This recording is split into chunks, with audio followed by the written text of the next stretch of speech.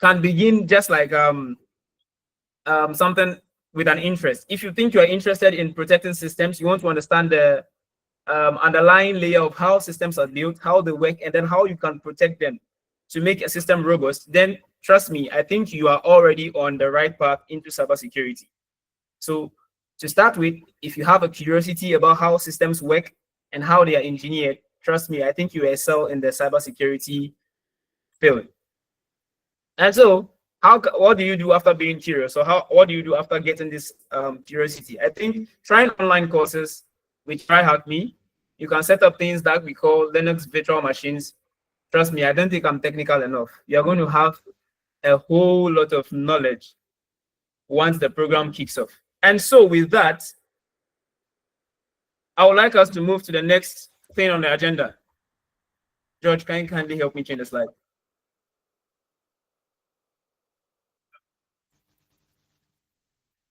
I would like us to introduce a very important person and a pillar in the Google Developer Group community, Winneba chapter. We would like to introduce, the next slide, please, Dr. Stephen Opoku-Opong. He happens to be a lecturer in the Department of ICT Education at the University of Education, Winneba. His research and teaching areas include image processing, machine learning, and the development of ICT-based solutions for education. Sir, I would like to pass the baton on to you. Please have the floor. You're welcome, sir. Okay, thank you very much, Derek, for the introduction and also for the brief overview of today's agenda. As you rightly said, I am Dr. Pon and the advisor for the Google Developer Group on campus, UEW chapter. So I just want to say something brief about the whole group before we delve into today's lesson. The Google Developer Group on campus actually aims to empower students with hands-on learning, skill development, and also networking opportunities in the tech world. And our main objectives, first of all, is to provide students with knowledge to learn about Google technologies, not just Google, but any technology linked to the IT area. We are also there to develop skills that enable students to acquire practical skills in software development, web development, cybersecurity, artificial intelligence, and other areas. And another objective of this group is to create a platform for students to work together on projects, that's fostering collaboration so that students can share knowledge with each other as well as learn from each other. And also, one objective which is very critical to the Google Developer Group is connecting students and the industry professionals together so that we bridge the gap between the academia and industry. And lastly, the group also encourages students to build innovative projects and solutions. So based on this, we deemed it wise that we organize this session so that we learn something about cybersecurity. And to do that, we have two great experts in the cybersecurity area to walk us through certain things we have to do. And also, after that, we'll be given an opportunity on a very interactive and educative platform where we can sign on and also learn about the cybersecurity we're talking about. So basically, that's what we'll be doing today. And I encourage all of you to join the Google Developer Group if you are not already part, so that you can also get all the benefits which the group offers. Thank you very much, and I know this session is going to be fruitful. Thank you very much, sir. Thank you very much, sir. That was a great one from our advisor at the Google Developer Group on campus, Winneba chapter, Dr. Stephen Opong, who just spoke to us That was very insightful. I can't wait for this to start, and I'm sure you also can't wait for this to start. And so, with that, we are going to move on to the introduction of speakers.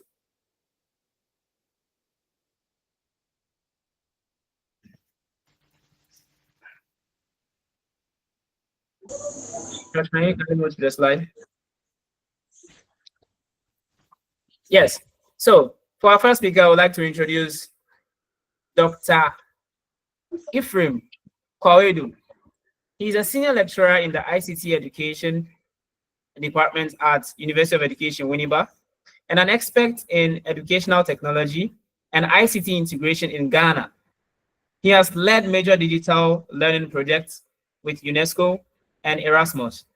He contributed to the national ICT curricula and brings valuable insights into IT governance, e-learning, and cybersecurity in education. Sir, you're welcome. Thank you very much. Mine is also, I hope you can hear me. Yes, sir. Yes, sir. We can hear you, sir. Right. Okay. Yes. Yes. Mine is going to be also quite brief, and I'll leave the bulk of the presentation to my co-facilitator, who will be introduced shortly. But I'll just start from where you left off. Basically, I guess the whole idea of cybersecurity appears or sounds very, and pardon my use for the word, sexy. Mainly because if you find technology and security coming together, it sounds as exciting, you know, something clandestine, you know, undercover and that kind of thing. But that is not why I would particularly recommend you to take these courses that I will be introducing you to today. First, digital threats are becoming sophisticated. So the threats to cyberspace is increasing. Okay. Why? Because the landscape is changing. What was considered a severe threat, say 2 or 3 years ago, is no longer the top threats. But one of the major things that have changed in today's world is generative AI, particularly with large language models. So you notice that, you know, before I know that my colleague would take you through some details, but let me just introduce one or two concepts just to make my, what I'll say, more understandable. You know, there are basically about 3 controls that cybersecurity experts rely on. You're talking about things like the human behavior, which you look at to forestall what we call social engineering. And then you also look at logical controls, which is usually the most popular one. And I know this, we're talking about Linux for cybersecurity. So that is logical space or the technical space. Then you also have administrative controls, things like policies and training and all those kinds of things. So there are different aspects to cybersecurity. But if you talk about things like phishing, which is typically a socio-technical approach to social engineering, you would notice that they would use emails, you know, phishing or vision as in voice and so on and so forth. You would notice that it is becoming increasingly sophisticated. Why? Because of generative AI. You can use generative AI to generate deep fakes. These days, there are a lot of videos going around that are not actually from the people who are purported to have said or made those videos. So, for example, my colleague, for example, Dr. Pong, who just spoke, I've spoken to him severally. He knows how I sound like.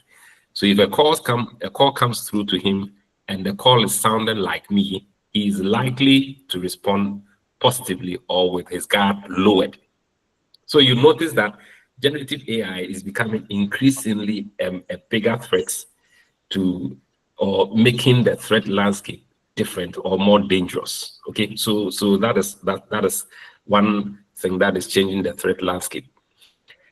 So even for people who are knowledgeable and vigilant, you would notice that they can still fall foul too. In fact, I've seen many people post a lot of videos on social media, on pages that I belong to, that are not from who they purport to come from. Okay, right. So that is the first reason why I recommend you. I'll come to the main point anyway. Then there's also what you refer to as automated and adaptive malware. So these days, unlike the past where we had a code, malware code written by some tech savvy guy, they can develop the code in such a way that it can even evade sophisticated antiviruses and so on and so forth, mainly because it acts intelligently. Okay. Then the last point that I'll make, obviously, this is not an exhaustive list of reasons why the threat landscape is changing. I'm only giving you examples as a result of generative AI. You notice that things like AI poisoning. AI depends on data, at least the modern ones that we know, depends on large data sets. And the data sets that are used to train the models must be something close as possible to the real data. Okay. Now, if you put in, say, wrong sections of data in addition to the correct data, then the result that you get, or the models that you get out of that data set, training data set, will become wrong. So if I wanted the model to behave in a way that I want as an attacker, then I can put in the relevant data, basically reverse engineer the model building process so that the AI would be giving you the wrong information instead of the right one. So 3 different threats that are changing as a result of generative AI. And there are so many other things that are coming up, quantum computing and all those other things, making cryptography become increasingly weaker. So if they can crack the quantum computing processor, then chances are that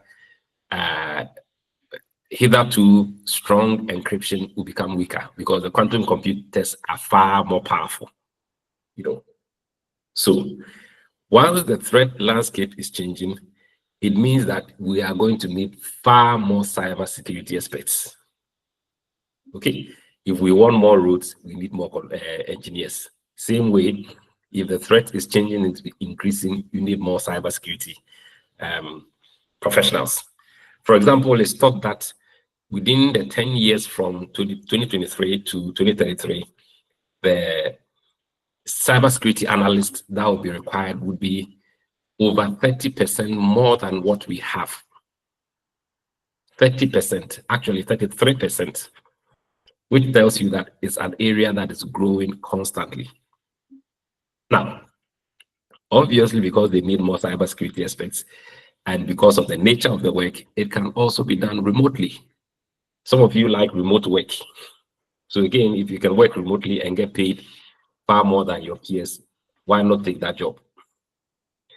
Finally, not finally, last but one, the average salaries of cybersecurity experts is usually among the top in the IT field. Generally, IT is a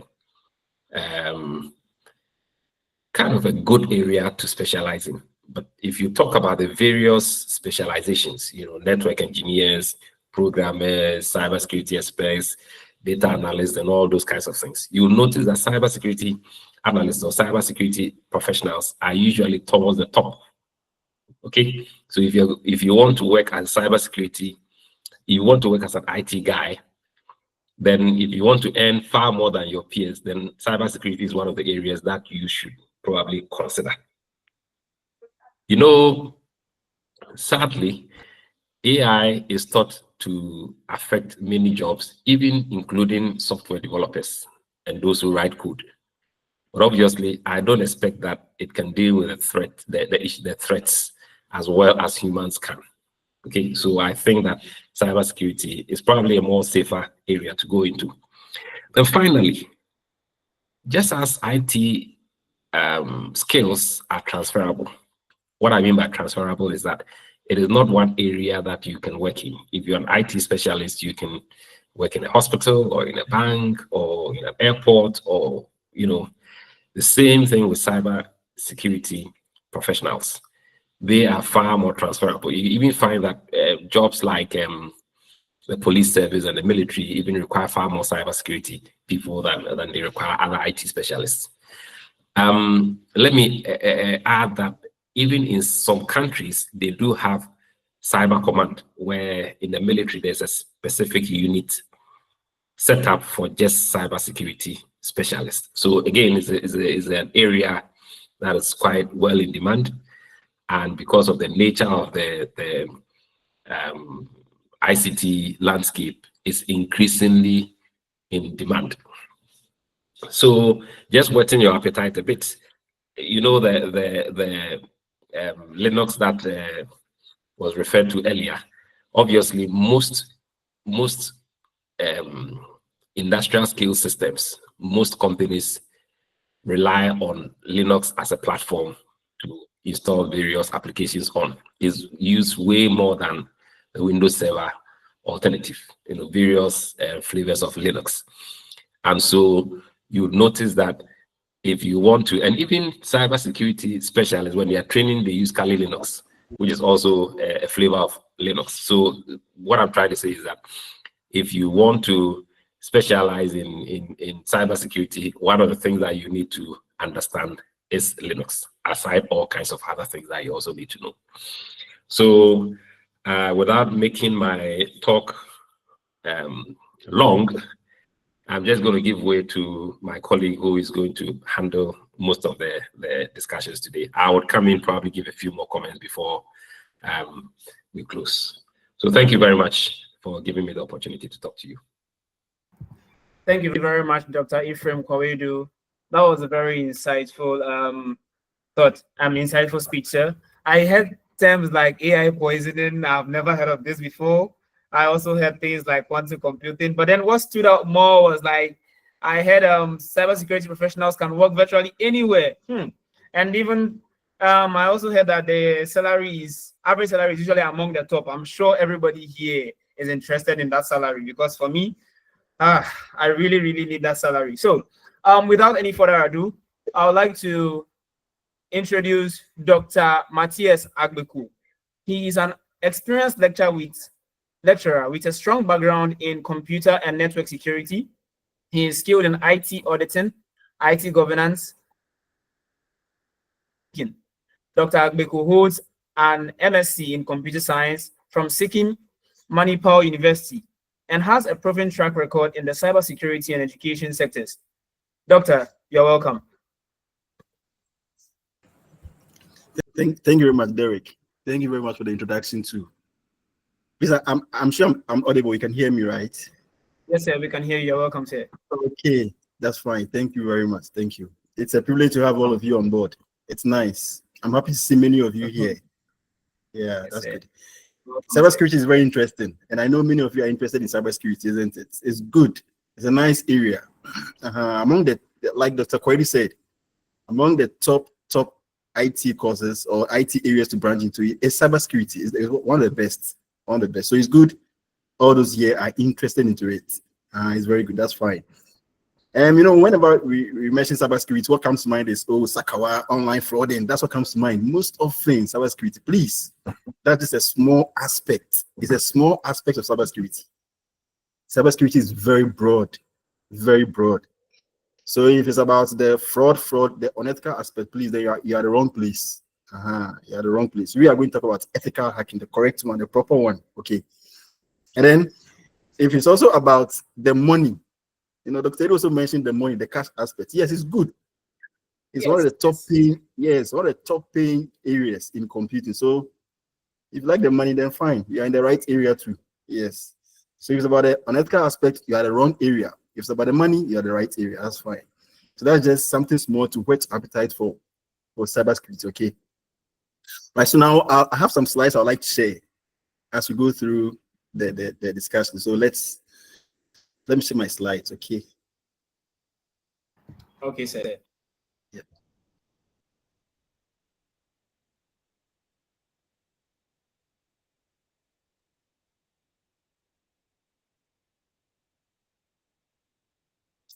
Okay. So I'm sure you can see this one too. It's visible, right? Yes, sir. Okay. We can. All right. Good. So cyber security, Linux for hackers, introduction to cybersecurity. So a very nice topic. Very nice topic for discussion.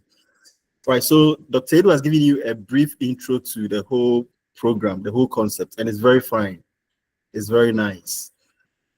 I'll delve a little deeper into it. What cybersecurity is, what are the types, why should we be concerned about cybersecurity, how we can learn about it, and what we can do with it, is the skills we need to learn cybersecurity. We discussed all these today, okay?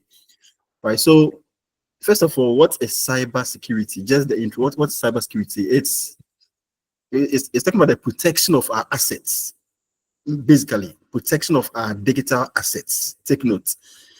Cybersecurity refers to the protection of our online systems, network data, digital attacks. So protection of our digital assets is what we refer to as cybersecurity. Is that okay? It includes protection of our personal, financial, or organizational information. Now, cybersecurity, it's about two different words. One is cyber, and then the security aspect. Cyber and security. So what's the meaning of cyber? What's the meaning of security or cybersecurity as a whole? Why is it important? And then what are some areas in the cybersecurity field that we need to learn? So you see all these things as the discussion unfolds. So first of all, what's cyber? When we talk about cyber, we are referring to our virtual world. Cyber refers to our virtual world, our online world, our digital world. You know, we have our physical world where we see each other. That's a physical world. Cyber refers to the virtual world where we don't see each other, but we're able to interact and communicate. Is that okay? So if I'm able to send you mail, if I'm able to send you have a chat with you through online social media accounts, if I'm able to do online banking, all those are referred to as a cyber. You are communicating virtually, and it's possible. We do that daily. You have several friends online that you've never seen before, you've never met before, but I do have discussions with them regularly. That's all about cybersecurity. Cyber discussion on cyber is okay. We even save our data in the cloud, iCloud, Google Drive. We save that information there. So that's the whole idea about cyber. Is okay, virtual world or online world. Now, because the cyber has become so important, it's important that we secure our cyber world. Is okay. Physically, we do secure ourselves. If I'm in my room, I lock my door. If I'm in my car or whatever it is, I lock my car. We do this physical security to ensure that we are safe. In the same way, too, we need to also protect our virtual world. We need to protect our data, our assets. We need to protect all these things. And that's the idea of cybersecurity. Okay. Protection of digital assets. Protection of digital. And there are three main goals when it comes to cybersecurity. There are three main goals.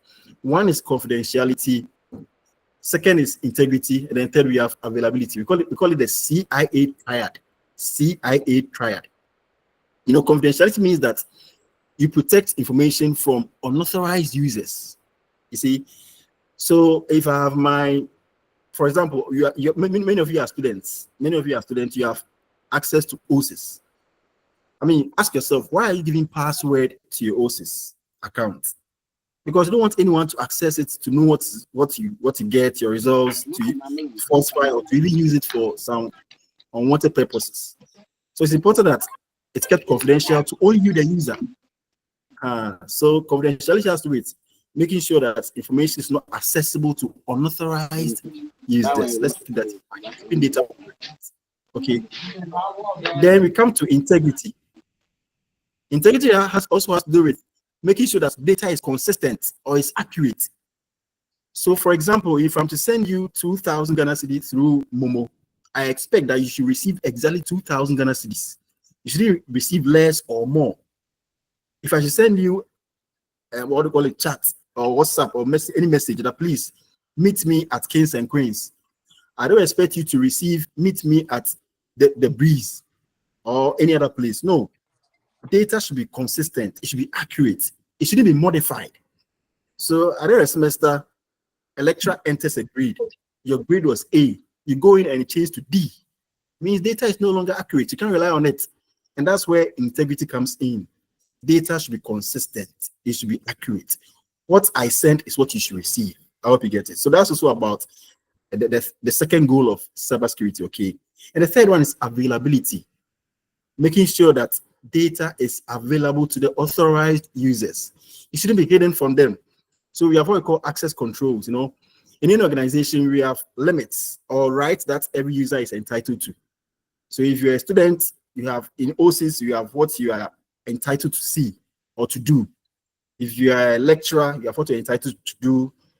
The HOD has what he's entitled to do or what he can see, and up to the VC who has full access to everything.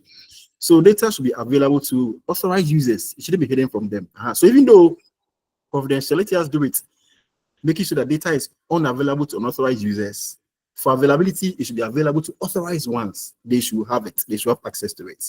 So please keep these three goals in mind when it comes to cybersecurity. We call it the CIA triad: confidentiality, integrity, and availability. Okay. Why is cybersecurity important? Why? Why should we learn it? Dr. Edu made mention of something. He said, you know, now the threats are too many online threats, too many attacks. In fact, it's estimated that almost every 30 seconds, a cyber crime is committed. Almost every 30 seconds, a crime is committed. So you can imagine. It means within this period that we are online, see, several crimes are being committed online. And for that matter, we need to study about cybersecurity. And that's why cybersecurity professionals are on high demand. See, you are mostly needed than any other professional. When you go to the security service, they need cybersecurity experts. When you go to the banks, insurance companies, in fact, every company, every organization needs a cybersecurity professional. So it's important that please you learn this area so that you can be very useful, because threats are ongoing. The physical ones now they are stopping. You know, people are no longer stealing TV. Those days they were stealing TV and fridge. Now no one will steal your TV, no one will steal your fridge. What they want is your data. Once I get access to your Momo, even common Momo pin, if I get access, I can do a lot of things. You see, so people are now interested in online attacks. So there's a need for us to learn about cybersecurity. Is that okay? Yeah. So some of the threats, we have phishing attacks, ransomware, identity theft, hacking, and many others. You know, phishing attacks, they are the very common ones. Phishing. Someone will send you a link. Oh, click on this link. You get 50 megabytes free of data. Then you are so happy. You click on it. Do you know where it's taking you to? Do you know the data is taken from you at that instance? There's an email. Oh, join military service, or maybe this service. Apply online. You get this bonus. You get this. Please be careful about all these things. They are just they are attacks. We call them phishing attacks. Is that okay? Use of mails to get access to confidential information is very dangerous. So please be careful about these things.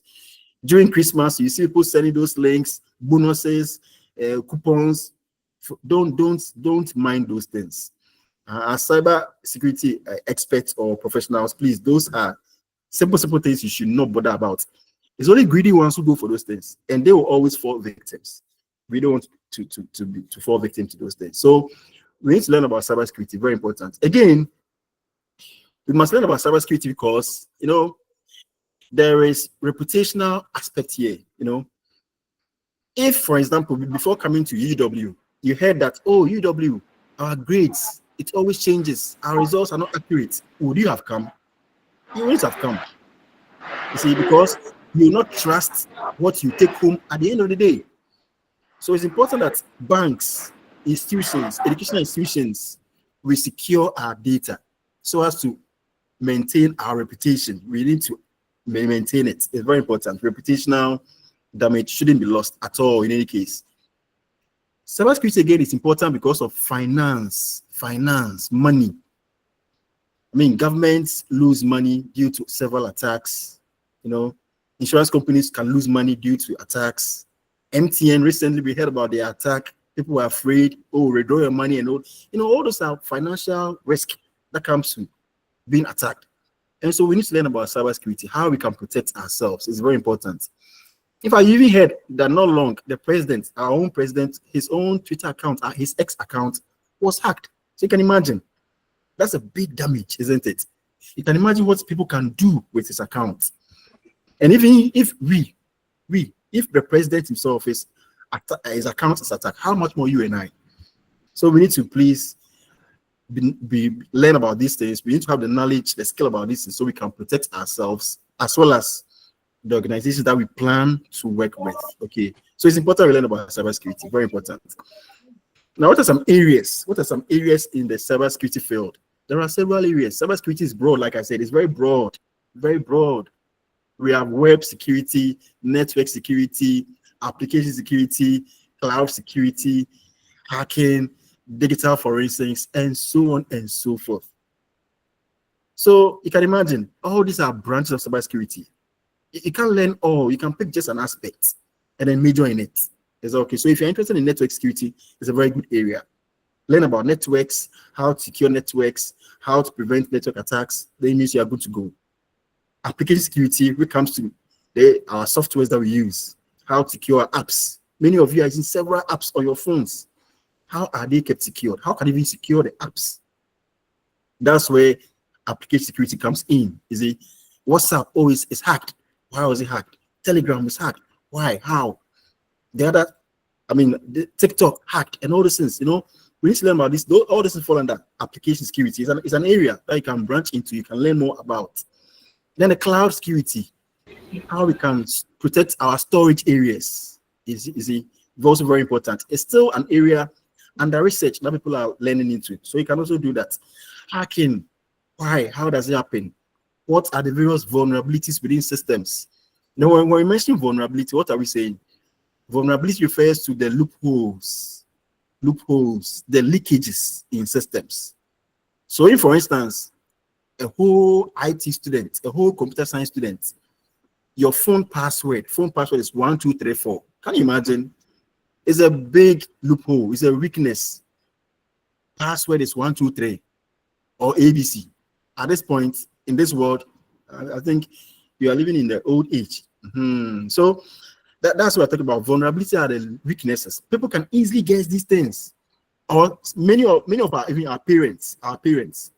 Let me give you one thing. See, most of their Momo pin is their age, the year they were born. So if your father was born in 1968, the Momo take it and it will go straight. You know, so that's a vulnerability. It's a weakness that we shouldn't entertain. And these things are in systems. So, for example, I go to buy a device. The device, there's a default password on it. What am I expected to do? I must change the password. I must not keep the default one. But the default one, people who have bought the same device, they have it. So I need to change it. So do not keep default settings on device you buy. No. Any device you buy, please change the settings to meet your needs. And it will help secure your information for you. Now, another very good area, digital forensics. A very good and a nice area. In fact, this one, it has to do with more of the law enforcement agency. They use this one a lot. You know, it has to do with discovery, collection, analyzing of evidence by use of computers or networks. And we've been hearing these things. Oh, someone has gone to kill this person. Or how do I know that this person was the one who killed? They say, oh, you have to go through some forensics. Is that okay? Investigate online, digitally. Or my phone was hacked. How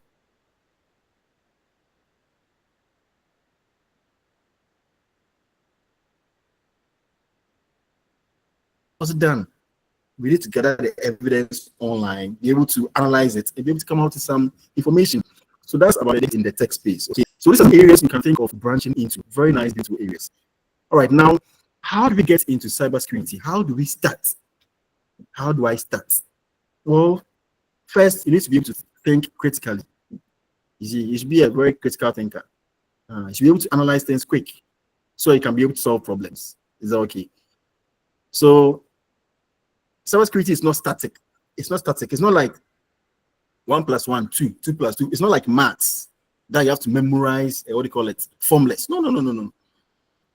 It's dynamic. Things are changing. So you should be able to think smart so you can be able to make inferences. So one skill to learn is critical thinking. Very important. You know, thieves, they are always, let me say, one step ahead. So before you think, they have already thought. So it means you should be smarter than the thief before you can catch him. So if you're not able to think smart, then how can you catch the thief?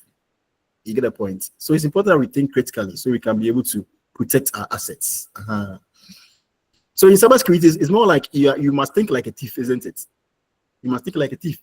What the thief is planning, you're supposed to be planning that same thing and see how you can prevent it. That's how it should be. Okay. You also need some basic networking skills. You need some basic network. How do networks work? How do I connect devices? How do attacks happen on networks? We need these basic things as a cybersecurity expert. It's important because you're going to deal with devices and how devices communicate with other devices. So you need basic networking skills. Then again, you need some Linux commands. Very safe, very secured. You need to learn about these things too. And then some web security features. You need to learn about them. Okay. So at least these are some skills you need to learn to be able to be good as a cybersecurity professional or cybersecurity expert. Okay. All right. Now, how can we, all of us online, how can we delve straight now into the cybersecurity area? Well, there are several free online courses, online training courses. We call them MOOCs, Massive Open Online Courses. Massive Open Online. There are several online courses, short ones. And it will really train you to help you to be very good, okay, in practicing as a cybersecurity expert. Now, one of them that I want to introduce to you is the one which is offered by the University of Helsinki. It's in Finland. They are very good. They have this online course, okay, cybersecurity using Linux. Is that okay? I want to introduce you to this. It's free. Please, you don't pay. All you need is your data, and then making sure that you have time to sit and practice and learn. So we want to encourage all of you here. After this program tonight, please, I think those who are in charge, the organizers will quickly introduce you to it, so we can quickly enroll on it. Within some short period, you are done, you take a certificate, then you start practicing. Is that okay? So they will introduce you to this particular course after the program. Now it says it's online. Yes, like I said, you only need your data, right? Self-paced. You can learn at your own convenience, your own time. Is that okay? Whenever you want to. Now, who are the target? Well, it's free. And like I said, who are the target audience? Anyone. Don't think about, oh, I don't know Linux. I don't know networking. It says it's for beginners. You can start. There is a starting point for you people also. Those who are intermediate, you can also continue and then keep learning.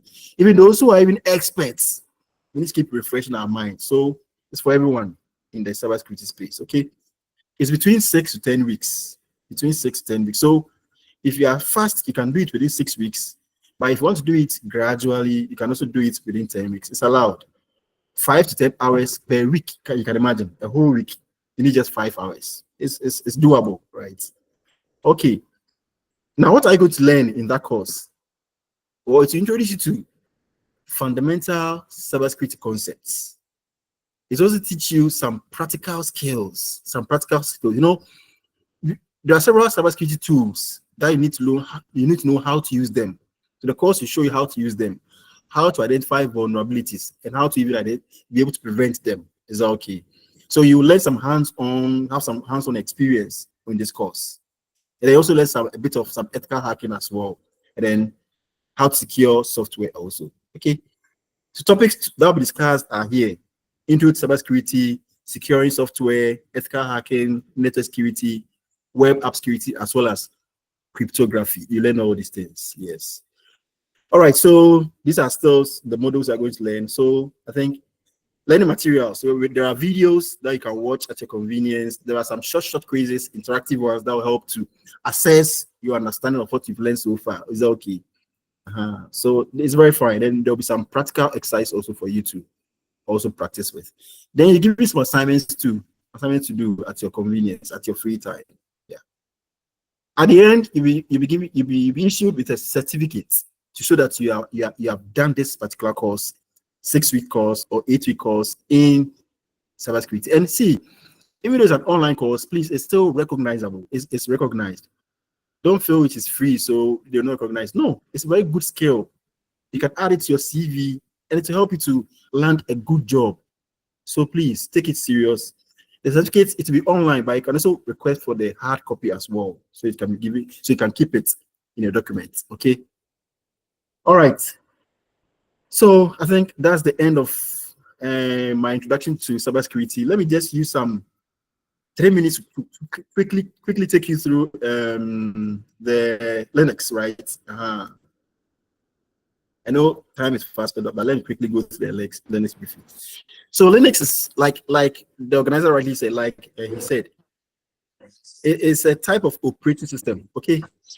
But it's free. It's free. It's open source. You can download it anytime, anywhere. I mean, it helps in.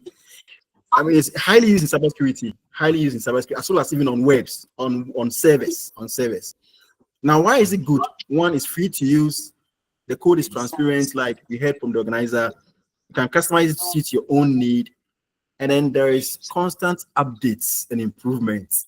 And it's also highly secured.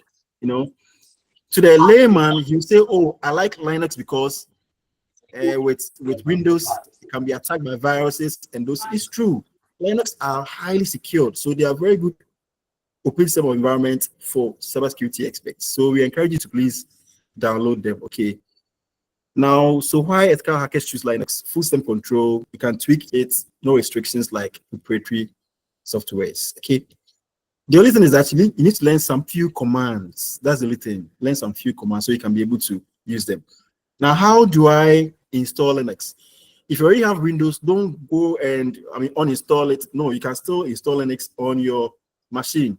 Just make sure that you have your virtual box. Okay, that will help you to. We have this one. We call it. Let me just quickly. Good. Virtual box like this one. Let me show it to you on my. I hope you can see Oracle Virtual Box Manager. You install this one first. Is that okay? That'll help you to now install your Linux, whether it's Kali Linux or any other Linux you want to install. So first you must install your Oracle Virtual Box Manager. But there are several other ones too. Okay, these are like virtual space on your hard drive that can help you to install a new system. Once you can install your Linux on it, you can continue practicing. All right, so let me quickly. Sorry.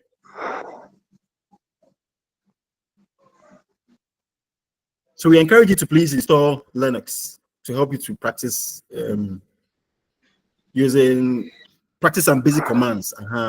So you learn these commands. I mean, they are not difficult. Once you start, gradually you get used to them. They just like the way you started using Windows, gradually you are used to it. The same way when you start with Linux too, you can also become adept and very good using it. So now there are several softwares that I want to introduce you also to.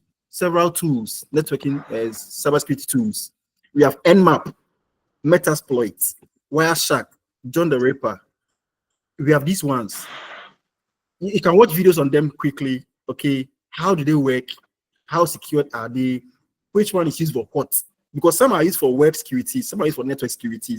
It depends on what you want to do. You don't just use any tool because you want to use it. No.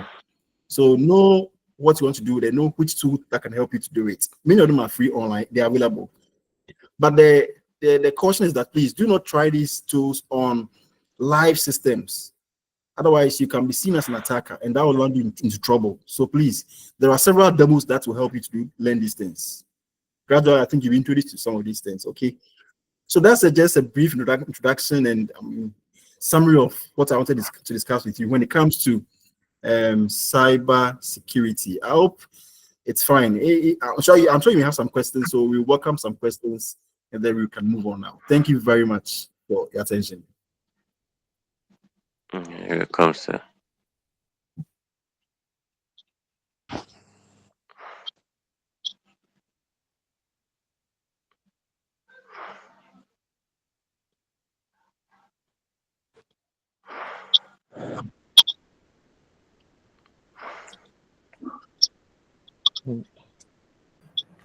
Please, is Derek around? The organizer, is he around? Yeah.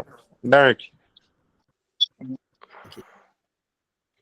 Okay, so thank you, Dr. Beku, for your presentation.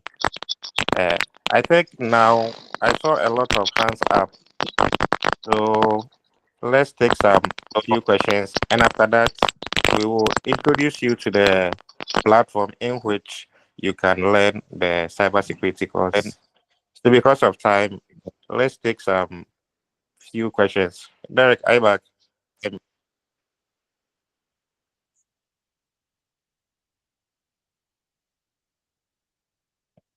Okay, so I'll continue. So please, if you have any questions, just virtually put your hands up. I will see, and then I will call you. So Samuel, I can see Samuel's hand is up. So if you have a question, you can quickly ask for our facilitators to help you out. Samolotu. This one, they no go hear me. Samolotu.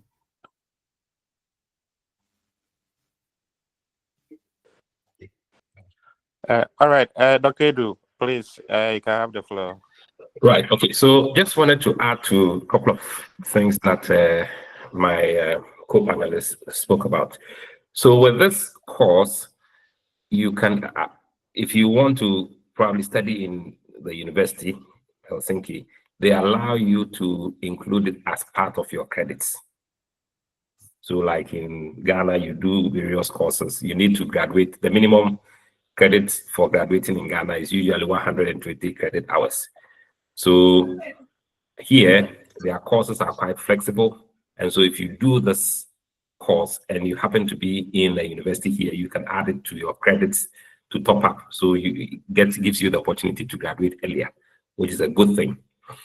But there's one thing that my co-panelists spoke about. Don't try these things on live systems. Let me just alert you on this one. You know, we now have the data protection law, we have the electronic communications law and all that. There's also the cybersecurity law in this country. Now, there are certain systems that are classified as critical national infrastructure. And these are systems that large organizations that collect personal data use. So for example, UW system is a critical national infrastructure. If you were to go in and you are caught, you could end up in prison for 5 years. So don't joke about what he's spoken about.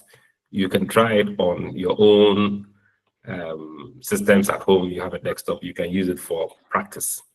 But this is not to be joked with.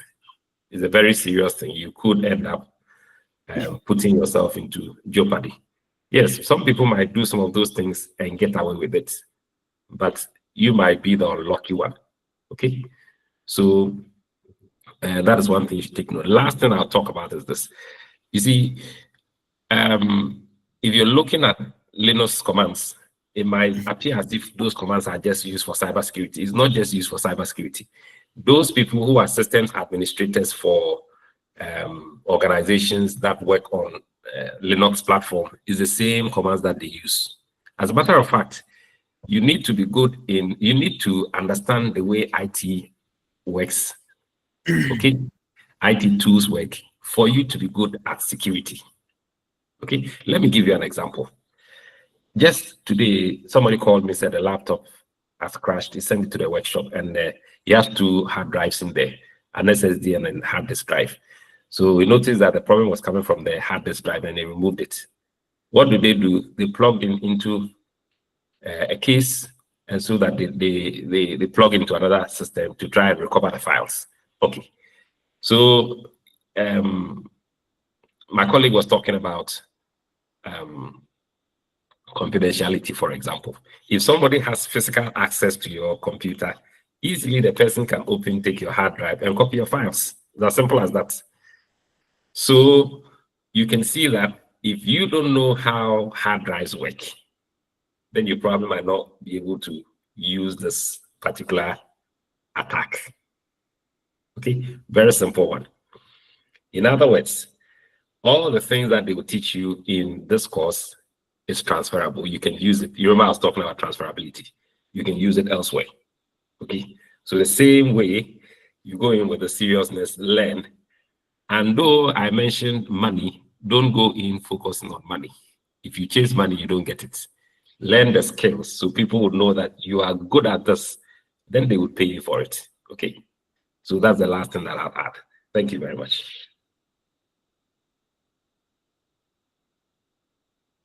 All right, thank you, Dr. Edu, for a wonderful insight you've given us. Derek, are you back? No, see, I'm sure he's having some network challenge. So that's why. Okay.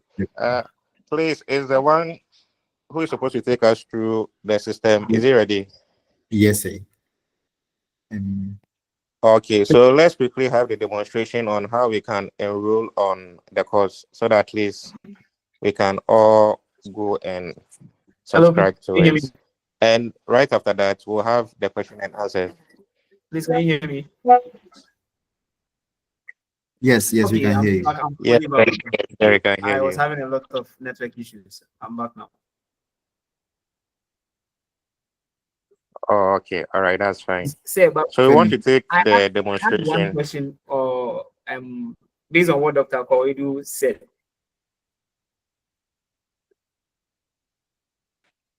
All right, can go ahead. Okay, so my question was about the transfer of credits. So he said something about you can transfer credits, and then I don't know if we can really be clarified on that. I think it's something I'm interested in. So I didn't really understand what he said. That's why I wanted to ask if you could explain more. Okay, so let me explain in very simple terms. You are doing ICT education. You do, for example, say data structures, or you do ethical and security issues in ICT. Okay, so let's say you've taken these two courses on a MOOC. Let's say UW has made a massive open online open course for you, a MOOC, and you came online and you did ethical and security issues in ICT, and you did say data structures. You did those two courses, okay? Yes. For your own education. You are not a student of UW, and then later you gain admission to UW. Actually, here in Finland, most of the other universities you can transfer, but let's just use UW. If you gain admission on UW, you wouldn't need to do those two courses because it would have been considered done. I don't know if it's clear. Yes. Yes. Uh-huh. So it allows you to transfer the credit. So it's not like you just do it and that's it. Uh-huh. Oh, okay. So understood now. Thank you very much, sir. All right, Derek, if you're back, you can take your job back here. Okay, sir. So basically, sir, I think we are supposed to move to enrolling on the course online, right? Yes, please. Okay. So for that, I'll be sharing my screen right now. Let me quickly share my screen. I'm on a PC. Let me do it. Present now. Okay. So.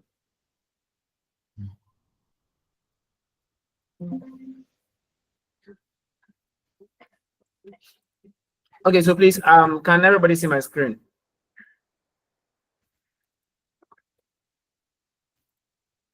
Derek, no. Okay. Please, can you see my screen now? No. Okay, how about now? Okay. Yes, Oh, thank you, Your Honor. Yeah, we can see now. to start The- with, you have to head to the URL. Just type in mooc.fi. Just this, and in any browser you use, and when you hit enter, trust me, we'll head to the homepage of University of Helsinki. This is the website or the web page for their massive open online courses. So this is University of Helsinki, Finland's massive open online courses homepage. And this is where we can find the course we are talking about, the introduction to Linux. And amongst that, amongst a lot of courses, they have other courses there. So first off, you can create an account with them using the sign up button. But for me, I'll be using the login. So hello? yeah, we can hear you. Okay. So for those who are new to the platform, you'd have to hit on the sign up and then follow the prompts, your email address, your first name, last name, password, and then you create an account. Currently, I already have an account with them, so I'll proceed to log in.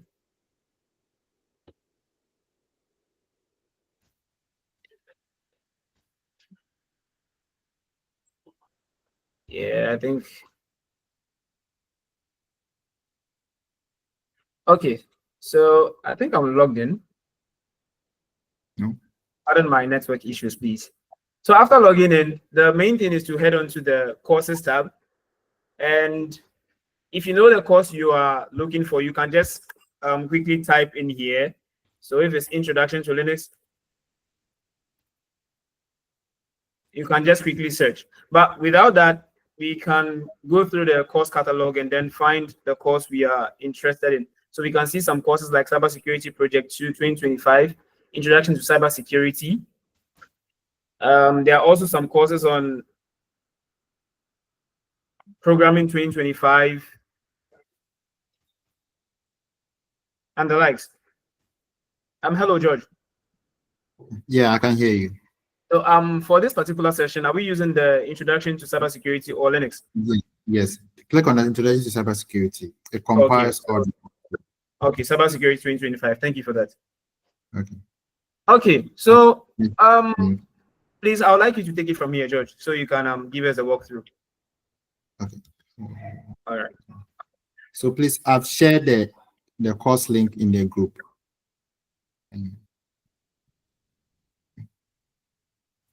Okay, I have seen it on my end. Okay. Yeah. Okay. So Okay. so as the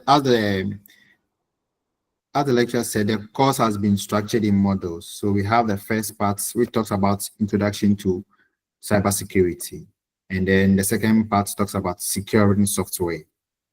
So we've created a dedicated Discord server that all of us who are interested in learning will gather there, and then we'll discuss our progress. So if there is something that maybe we don't understand, then we invite our mentors to come and do a practical demonstration for us. So we've also shared the Discord server in the chat. Derek. Yeah. Okay. Okay. So thank you for that. Just like John had rightly said, we've shared the link to our WhatsApp community in the chat, and we've also shared the Discord server link in the chat. So kind of to join. And then if you want to enroll for this course, it's simple as just creating an account. After creating your account, then you just head on to the course you are interested in and you follow the prompt. So basically, they have the about section, the course description, and then the timetable. That is, if you are attending this course somewhere in Finland, I think they have some groups, and then they usually have their own meetings and meetups. So it's something we can also organize here if we deem it necessary. Then we have how to start and pass the course. So there are some things that you have to read here. They require some certain amount of percentages for each exercises that you would do Python program. So I know a bit about the system. You have to get at least some certain percentage on the exercises that you'll be given. And after that, I think they're going to take you through installing Python and then test my code. So test my code and Python are two things you are going to need. For those running on, let's say the Windows, Python, and then your test my code would be different from those who are running on the Linux OS. So as at when necessary, or not just even as at when necessary, after this meeting, I'm sure we're going to be putting a tutorial on how to get these things done both on Windows OS and then Linux operating systems, so that we are all on the same page. Of the this server is such that when you have any challenge, you can just reach out, and then trust me, somebody is going to reply you in a few minutes whenever you have any issue. And then there are also frequently asked questions. This is one very important place that you have to go to whenever you have issues concerning the course. The course is a massive open online course. So simply meaning nobody is going to be asking you for money to come and register. Nobody is going to ask you for money for exams. The exams are going to come in projects. We can see that we have project 1 here, we have project 2 here, and then CTF. Believe me, I don't know what the CTF means at this point in time as I'm speaking. But then when we start the course, I'm sure we are going to understand. Also, one thing to note is that the course is self-paced. So self-paced simply meaning you have to set out time to decide when you would study. So I think you have to make out time for this particular course. If you know you're going to be studying for 4 hours a day on this particular course, you have to do that now. And then you just plan your study out. And I think for the project timelines, I think they're also flexible. So please, when you go through the course content, try to read as much as you can. It's really, really important. And like Sir outrightly said, the course is very important, and the need for cybersecurity analysts or experts is going to skyrocket in the nearest future. So please kindly take advantage of this course now that we have it for free, because some people are paying heavily for courses like this. And with that, I think that's all on this for now. George, do you have any other thing to add up? Okay, so I want to show them how the Discord looks like. So those who are new to Discord. Okay, so please kindly share your screen. Okay.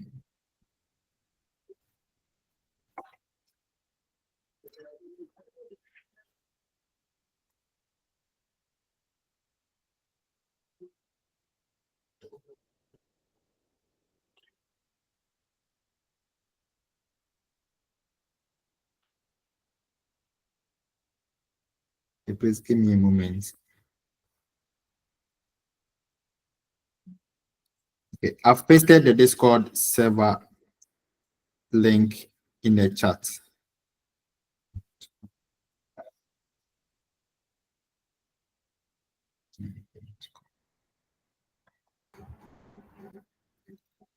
Okay, All right, so okay. before George comes in, as he's trying to share, I think time is fast spent.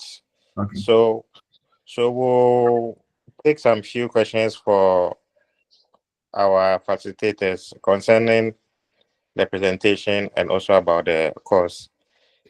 So let's use the next 5 minutes to ask questions to get some clarifications on the things you've heard today. So please, you can raise your hand and then we call you so that you can ask your question. Okay, I see Abdul Basit Adam. Kindly unmute and ask your question. Yeah, please, I want to ask, is there any or is there specifications for PCs that require for you to now have Linux on it? No. Sir, please, would you like to answer?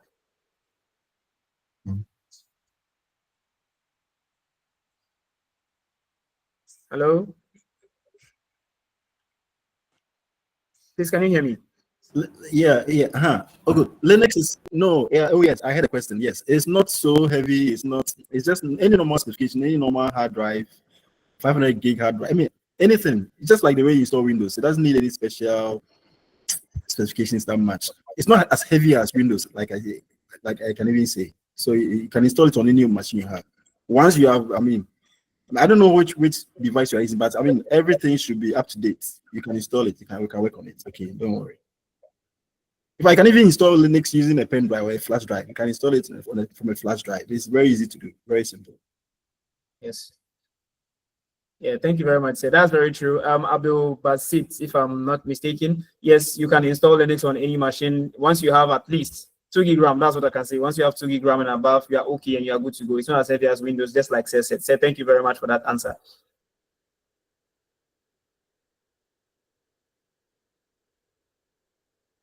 Please, does any other person have any question? Kindly raise your hand and then get your question clarified, please.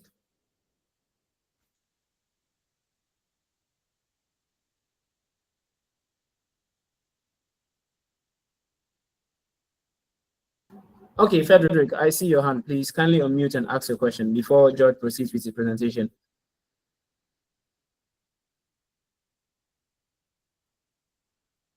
Hello, Frederick.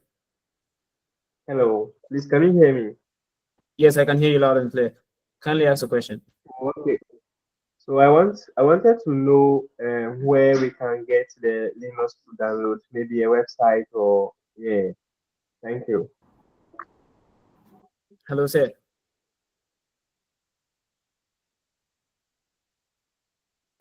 Oh yes, or you can just go online. It's like we said, it's an open source software. So just like the way you install any other app, just go online. You can even go to your Google Play Store, any other place. You just type Linux operating system, download it for free. Softonic, there are many websites I can download Linux from. Okay. So let me add this. Most of these online courses will tell you the tools that you require to do the course.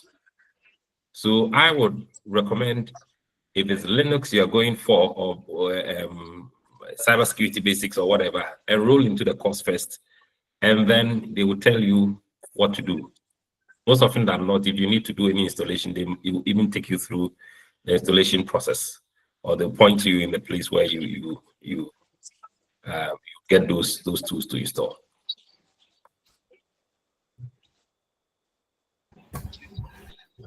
Frederick, please, I hope that answers your question. Yes, please. Thank you very much. Okay, you're welcome. I also see Salifu. Salifu, please, can you ask a question? Thank you so much. I am on the MOOC right now, and I see a number of modules. Yes. Is there any specific recommendation for students, whichever level they are, to begin with, or just by choice? Say. Yes, I think. Oh, please, can I go ahead? Dr. Paul, please, can I go ahead? Oh, yes, please, you can. Frederick, I think Frederick asked the question, right? The course that's available once it's free, please, you are free to enroll on any of them. It's available to you for free. So anyone that you're interested in, once you have the time to learn it, please feel free and enroll on it. Okay.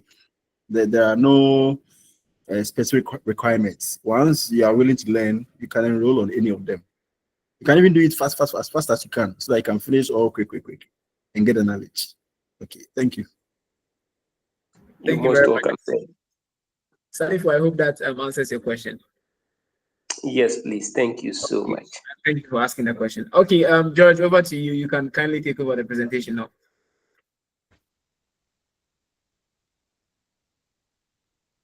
Okay, so with the Discord link that I shared, if you join the community, this is what will be presented to you.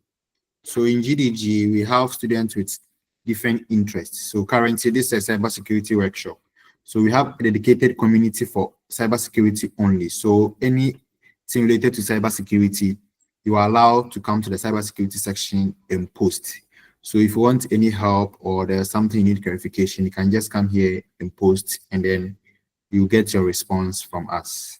And then also it comes with a voice chat. So assuming maybe there is something we all have to discuss about, we can invite our mentors and then we use the voice channel over here to have a normal discussion, just like we are all in a Zoom. So this is what we are using as a community. So in case you are new to Discord, this is Discord. So I'll urge everyone to sign up and join the community. Thank you very much.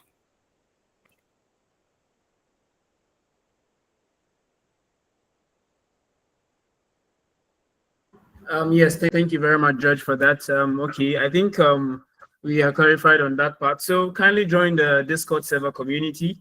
Yeah, there's nothing like having a community which would support you, especially if you are exploring the tech field. Trust me, it's a maze out there. If you don't have anybody or any platform to run back to when you encounter milestones, trust me, I think you'll just be wondering, lost. I think so. So kindly join the WhatsApp community, join our Discord server, and I think that should bring us to the end of the session for today. But before we go, um, this is a very, very insightful and important program. And the most important thing is we have a lot of mentors, we have a lot of advisors and senior lecturers who are around to guide us and to mentor us on these courses. So please kindly leverage and take advantage of this opportunity which has been presented to you if you are in the tech field or you are looking towards changing career paths. It's very, very important. I don't think you just get to meet these lecturers like that.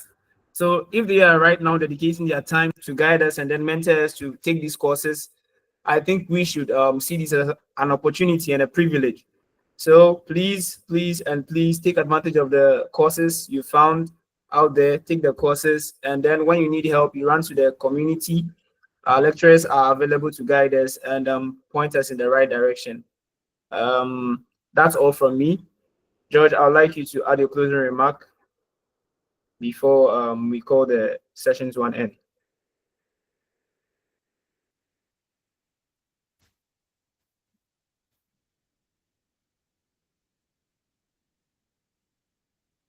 Hello, George. Yeah, I'm here. Please, can you all see my screen? Yes, yes, we can see your screen. Yes, we can. Okay.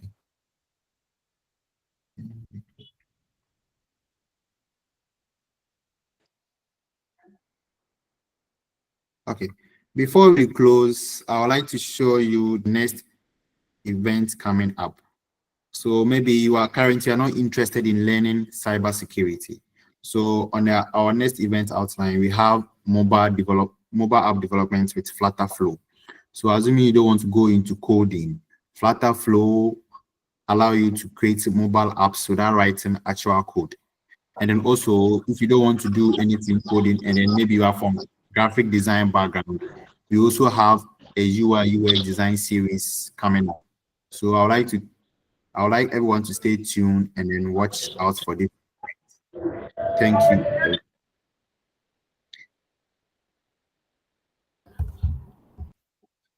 Okay, thank you for that. Thank everybody for joining us for today's session. I hope it was insightful. I hope you enjoyed it. And we hope to see you. Yes, hello. Please, I wanted to draw the attention of our members that they should kindly follow our LinkedIn page and then our LinkedIn community page and then the company page. The link has been shared in the in call messages section.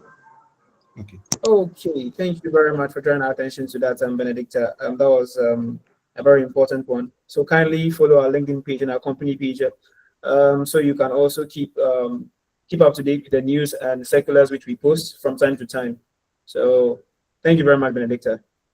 All right, so that brings us to the end of the session for today. Please get enrolled on MOOC.fi and then start your courses. There are other courses in AI, courses in Python, courses in data analytics. Just go around the website. I think you find something that you really, really want to study. And thanks for joining us once again. We hope to see you in the next one. Bye and have a good evening.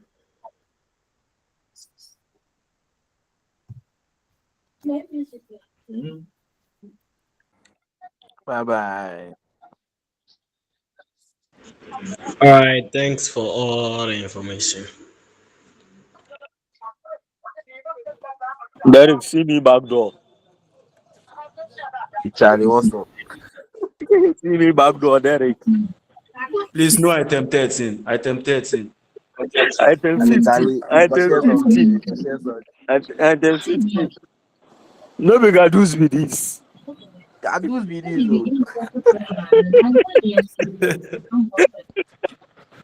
oh. Guys, see you. Okay. Motoko playground. Motoko. Hey, Motoko. Motoko playground. Charlie, you guys, if you do one and come, if you report. Charlie, we Don't did say good you pat already. your mouth.